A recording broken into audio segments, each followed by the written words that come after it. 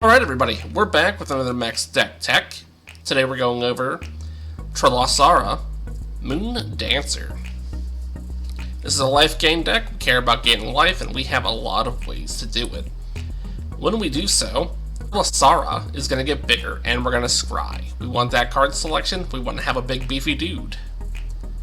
How are we getting there, right? Let's look at our various life gainers in this deck. Starting off our list, we have Daxos, Blessed by the Sun. His toughness is equal to our devotion to white, which is always going to be pretty high, guaranteed to be at least 2 with him on the field.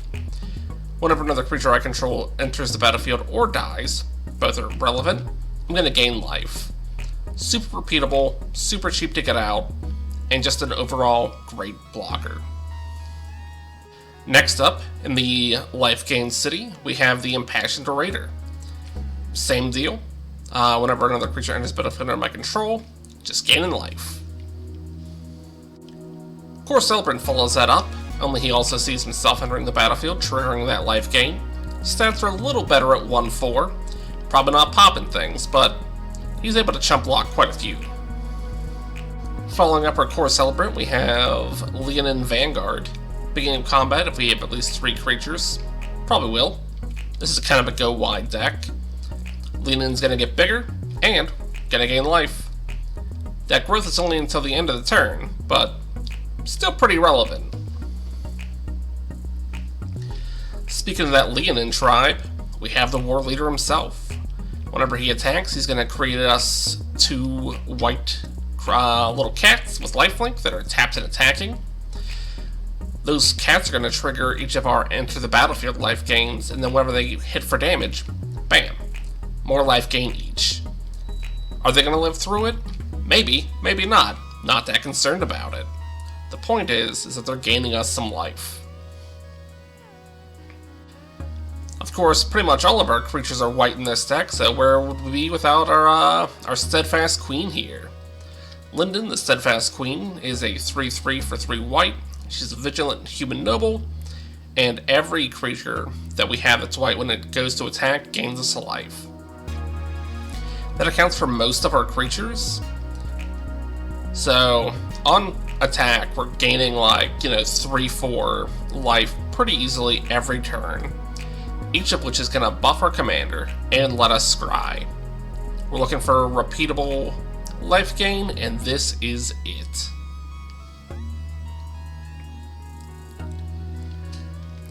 Following that up, we have the Lunarch Veteran. Again, whenever another creature enters the battlefield under my control, gain life. Following up our Veteran, we have our Prosperous Innkeeper.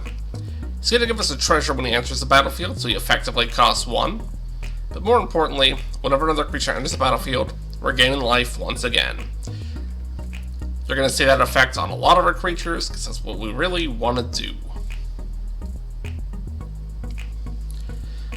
Speaking of seeing it on a lot of creatures, bam, Righteous Valkyrie.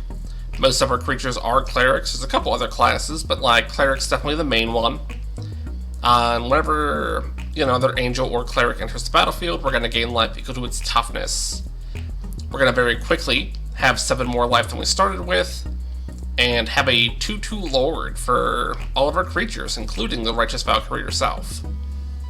While not as repeatable, it's still life gain, and a good chunk of it at that. It's at least 2, but again, we have a number of creatures out here that, splash green in their color. A little bit of life gain can go a long way, and we really care about getting it as much as possible. We want to get that card selection, we want to get our Moon Dancer up and being powerful. Just another way to do it. Again, not repeatable, but Skyclave Cleric. He's a cleric. He's going to trigger 5 of our different guys when he enters. He's also going to gain 2 life on his own. Definitely worth considering having in your life gain deck, especially if you have a way to flicker him. And even if he's not the best for you at the moment, he's also a modal land. So you don't want to cast him. Cool, flip him. He's some mana for you. Modal cards are great. Where would a life gain deck be without a Soul Warden? Doesn't even have to be on our side of the battlefield. any creature enters, bam, gain life. Forget about it.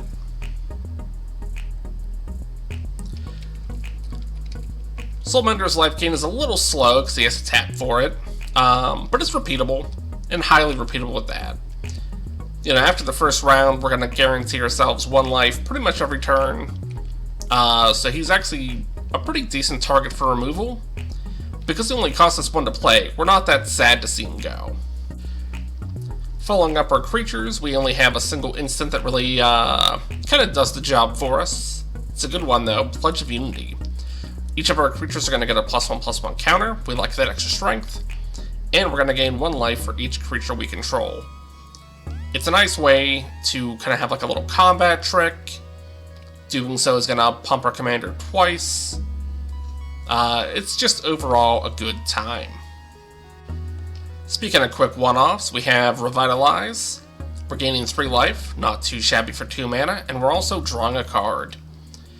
So, you combine that with the fact that we're going to scry when we gain that life, and, you know, it's effectively an opt, right? We're going to scry 1, draw 1, but we have the added benefit of gaining 3 life for 1 extra mana compared to an opt. Well, you know, we don't always have creatures in hand. We need to draw more cards, we don't want to be top-decking. If our life total is greater than our starting, we're going to draw cards, otherwise we're just gaining 2 life. Which again is pumping our commander, letting us scry. We love it. Thank you, Cosmos Elixir. Pristine Talisman is one of our few mana rocks in the deck, and it's really only here because whenever you tap it to add a mana, you also gain a life. Can't hate that. Of course, we have a Johnny's Welcome. You know, same effect we've seen on a ton of our creatures. Creature enters the battlefield, under our control, we're gaining life. Cleric class enables us further. It's going to increase how much life we're getting by 1, which isn't too bad, but the big part is when we pump it up to level 2. At that point, whenever we gain life, we're going to put a +1/+1 counter on the target creature we control. And should they blow up one of our, you know, key enablers, we could pay 5 and grab a creature from the graveyard, slap it onto the battlefield, gain some life. Druid class is really here for the first stage of it to get as well. Whenever we have a land after the battlefield under our control, we're getting life. If we happen to be flooding our hand, we could always level it up to level 2, get some extra lands out. Ramp is always good in any deck.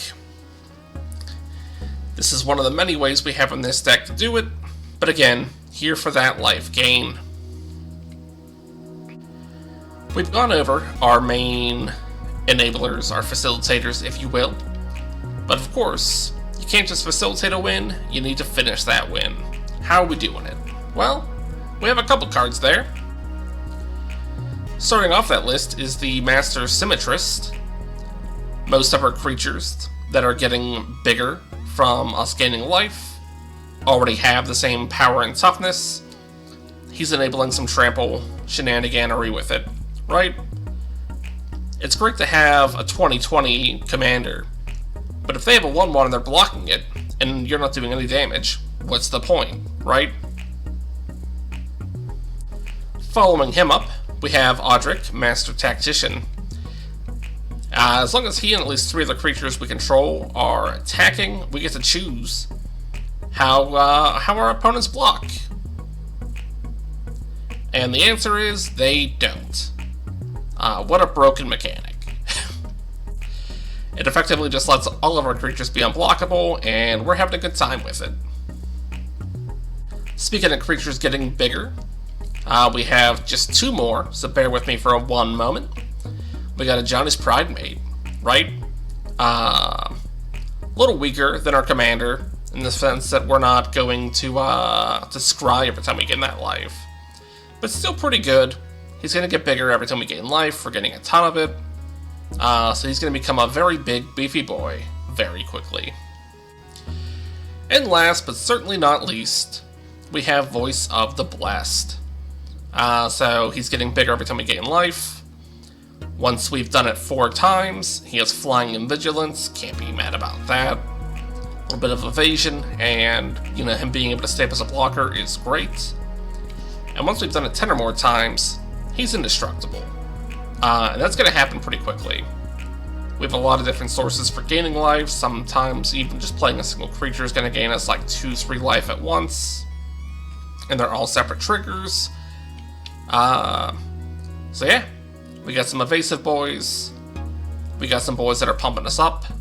And that's it. The deck's actually not super expensive. It comes in at $130. So, not quite budget, which is about, $100 and under, but like, certainly not, anything crazy expensive here. If you enjoyed this kind of content, don't forget to like the video, subscribe for more, ring that bell so you'll be notified whenever we upload new deck techs. And until next time, guys, good luck with those builds.